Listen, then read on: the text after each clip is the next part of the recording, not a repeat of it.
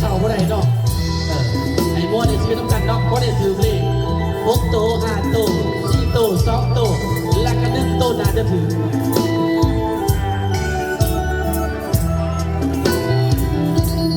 สาวสีเมืองคือกระเดือนไปทั่วหน้าหนึ่งในแหล่สาวสาวสีเมืองนับว่าหนึ่งเลยมาพบพ่อ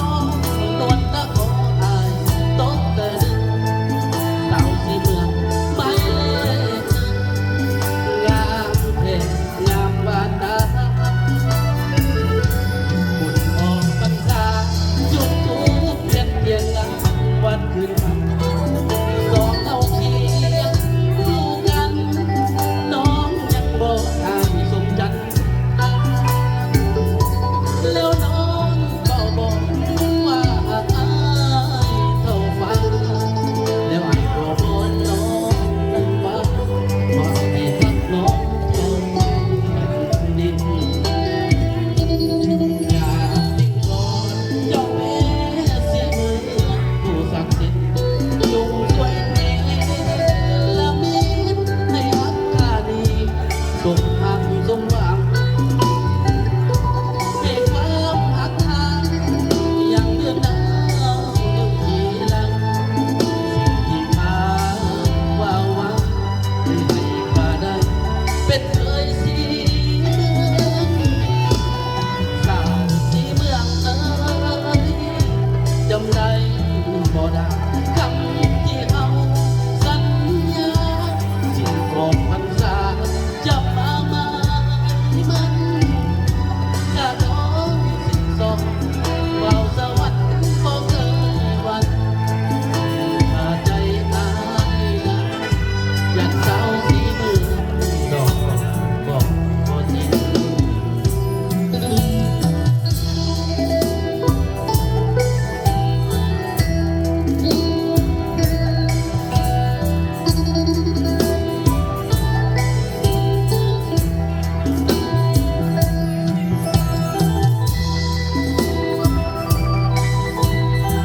เอาคนนั้นเด้อทุกการเอาเนาะ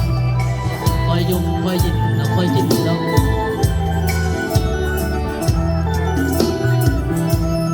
ตามปิ้งบอนเจ้าแม่สีเมืองผู้ศักดิ์สิทธิ์จงช่วยเนรมิตให้ฮักกานีสมหักสมหวังให้ความหักตาจงเดินหน้าอยู่ที่หลังสิ่งที่ข้าว่าหวังให้ข้าได้เป็นให้เคยสีเมืองสาวสีเมืองจำได้บ่ล่ะคำที่เอาสัญญาสิ้นออกพรรษาจะมาให้มันกระดองสิ้นสองความสวรรค์บ่เคยหวั่นถ้าใจอายนั้นจันสาวสีเมืองหลอกบอกบ่จริง ทั้งคณะผู้ดนตรีขอในเด้อผู้ละจอบเด้อ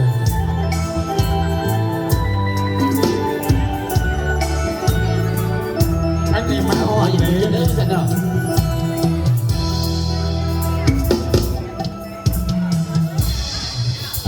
ก็ถือว่าผ่านไปเมื่อกี้นี้เนาะก็เป็นเพลงภาษาซึ่งครับกอบบรรยากาศตอนสวยๆเนาะพี่น้องเนาะก็ถือว่าสุขสบายดีเด้อพี่น้องเฮาเราจะเดินทางมาหอดจอดเจอครับก็ถือว่าเดินทางไกลมาจากแฝงเส้นกองบ่เอยแข่งสารวัตรบ่เอยก็สิเนาะกำลังมาหอดพอดีเด้อพิเศษก็ดูทั้งแข่งเส้นกองมาเลยเนาะเจียกเกียงเดินทางพร้อมด้วยพันตรายากำลังมาหอดมาถึงมาสันเนาะ10 ปีลำ3 ปีลำจังเห็นองค์มายามมัง บ้านพระเขาขึ้นเล่าจังเห็นเจ้าเพื่อเดียวสลาลาวัสดี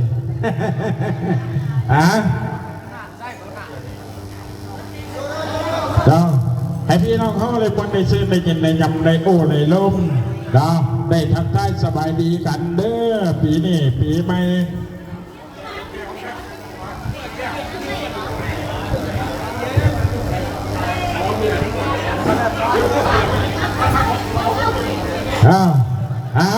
ก็ถือว่าทั้งพระป่าทั้งปากซองเขากำลังมาหอดเด้อเสียสุดีเพิ่นกำลังหอดว่าสันเนาะจะได้ก็ขอบใจขอบอกขอบใจเด้อพระป่าเด้อเมื่อกี้นี่เนาะมีพระป่าทั้งป่าทุกบอนเพิ่นมาให้ติบคณะบุญดนตรีเฮาขอบอกขอบใจเด้อทั้งพญายบ้านหมอนเนาะพญายบ้านหมอนอยู่ทั้งเมืองป่าทุมพรเนาะบ้านหน้าสายคำเนาะเพิ่นมาปีใหม่ปีเหมือนปีนี้ขอแจกติบแม่นักห้องเพชรเบื้องล่าบันทึกศิลป์กันจักหน่อยเพิ่นว่าเราให้คนละ200,000ขอบอกขอบใจเด้อพ่อใหญ่หมอนเด้อเรามีเงินบาทเต็ม3,000กระดาษมีเงิน$เต็ม3,000กระเป๋าเด้อพ่อเด้อให้ก็ดีมีแห้งสุขภาพสุขภาพร่างกายให้ก็ดีมีแห้งในปีนี้เราจะถือว่าให้ประสบความสำเร็จในการค้าขายเนาะเมื่อนี้ทั้งข้าพเจ้าเองตั้งหน้าทั้งคณะบริษัทเด้อขอจับใจสบายดีพี่น้องด้วยจองเราจองเบียวจองเบียจองแรกเด้อพี่น้องเด้อเมื่อนี้เนาะเป็นมืองามน้ำดีเขาสิได้สลองปีใหม่เนาะหรือว่าคุณสงกรานต์เนาะไผ่แนมีแล้วไผ่แนมีแล้วไผ่ประทันมีเนาะพนักงานเขาเด้อเนาะเขามาสลองไส้กันมื้อนี้มาสลองไส้กันมื้อนี้เนาะเอามาสลองไส้กันมื้อนี้เอาเสื้อดื่มไส้ลูกไส้ไส้เอาเส้นเอ็มเลยพี่น้องเด้อเอามื้อนี้บ่เมาบ่เลิกบ่ขับบ่หนีเมียบ่ให้ขยามมันเลยมื้อนี้เนาะขออกขอบใจทั้งได้เอ่ยขอเด้อกำลังมาหอดเนาะมาจากเมืองตาแจงที่ของปุ่นเด้อเอ่ยปุ่นไข่เนาะกำลังเดินทางมาเนาะมีอย่างซ้ำรอถ่าอาหารเนาะรอถ่าอาหารสักแป๊บหนึ่งแม่ครัวกำลังรับเนินการเนาะเขาก็มาฟังเพลงซ่าๆซึมๆกันไปเรื่อยๆครับกอบบรรยากาศเพื่อเขากับอารมณ์น้ำแดดสีสวยพี่น้องเลยเพียงเมืองเล่าเป็นเรื่องจริงขอให้เชิญพี่น้องพบรับน้ำห้องเพชรเมืองลาว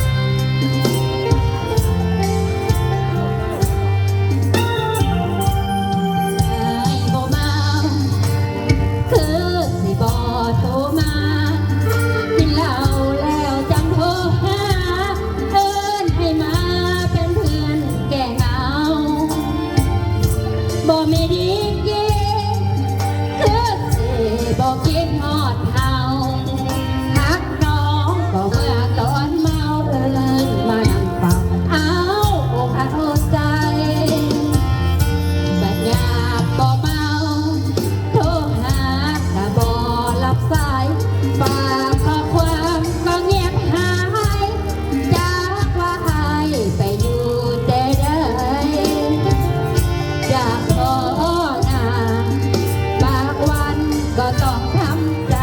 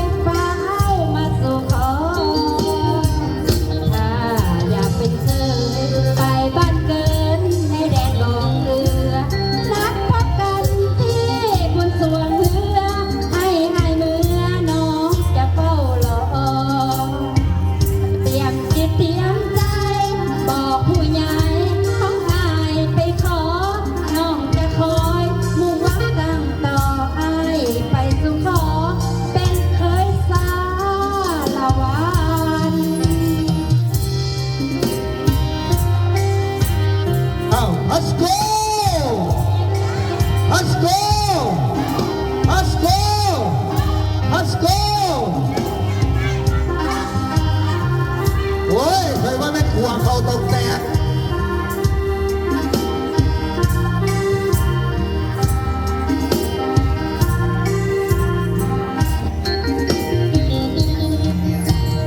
น้องยังคอยอายอยู่ทุกวันบอกเคยลงลืมคำมั่นใจแต่อายนั้นละรีบเปลี่ยนใจค่าดอกบ่แพงให้มาขอแต่งไว้หากญาติน้องเป็นของคนใหม่ตัดสินใจฟ้าวไปสู่ขอ ถ้าอยากเป็นเคยไปสารวันในแดนบ่อเกลือนัดพบกันที่บุญสวงเมืองให้อายเมื่อน้องจะเฝ้ารอเตรียมจิตเตรียมใจบอกผู้ใหญ่ของอายไปขอน้องจะคอยมุ่งหวังรักต่ออายมาสู่ขอเป็นเคยสารวัน ขอบใจสำหรับเสียงตบมือเนาะผู้ใดตบมือขอให้รวยเนาะขอขอบใจจ้ะ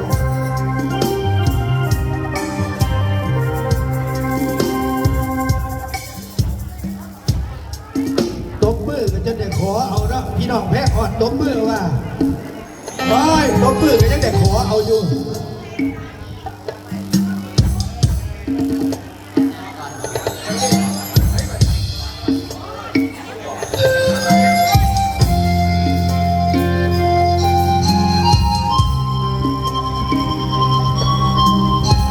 สนใจเพลงครับเนี่ยเด้อ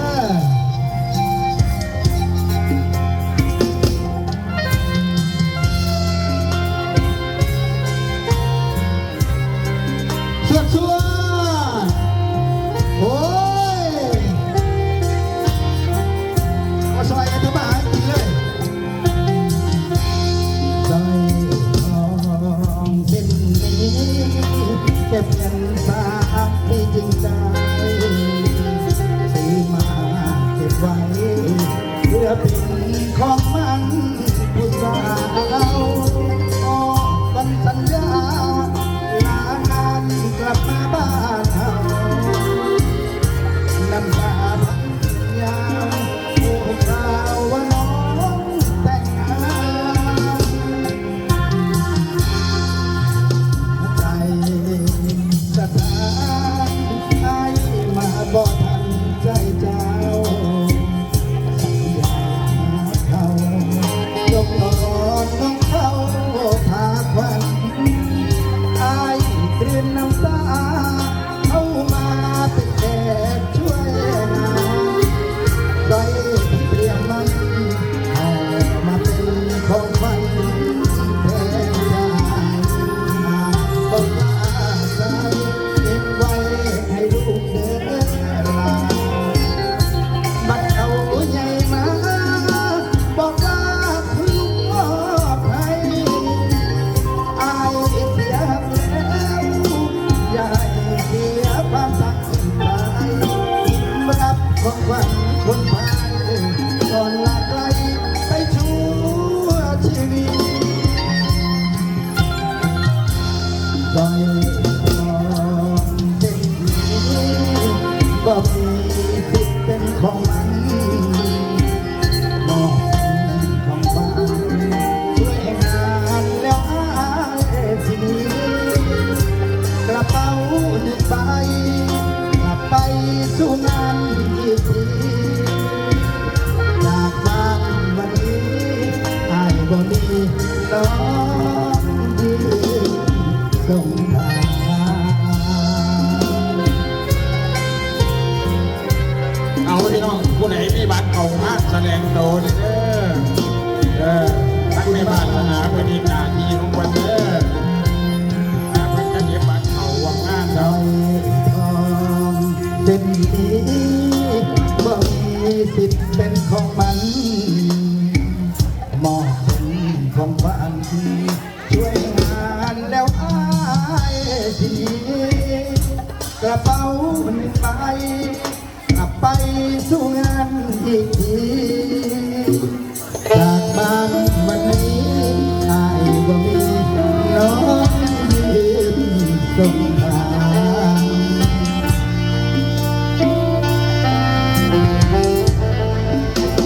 ยกจอบยกจอบพี่น้องยกจอบยกจอบยกไปยกไปยกไปเอาพัสโกพัสโกพัสโกพัสโก อยากชอบลงน้ำได้มาพบสาวหยอกย้ำที่เขาเรือกันมาเยือนกันดินแดนแสนสารวันท่านอยู่นครเมืองจันทร์คิดอยากผูกพันกับน้องแก้วตาสาวว่าใจให้ไปก็บ่ลืมลาสองคำลือสาเมื่อได้มาพบน้องคนดีโลกลาองค์แก้วสมแล้วที่เป็นสันตินับว่าอันคนโชคดีผมพ่อนาดีที่งามซึ้งใจใจเขตใต้แดนสารวันอยากได้คือจอมฟันมาอยู่เรียนกันสร้างปัญหาการที่พาหาที่ส่งมาเข้าหอน้ำหวานจับใจส่งคำนาที่ไปกันมาเข้าหน้าใสคือไกลแท้เดียวโลดแม่อยากพาน้องสาวเนื้อใสขอให้มีกันแต่หัวใจฝากฝังกับน้ำ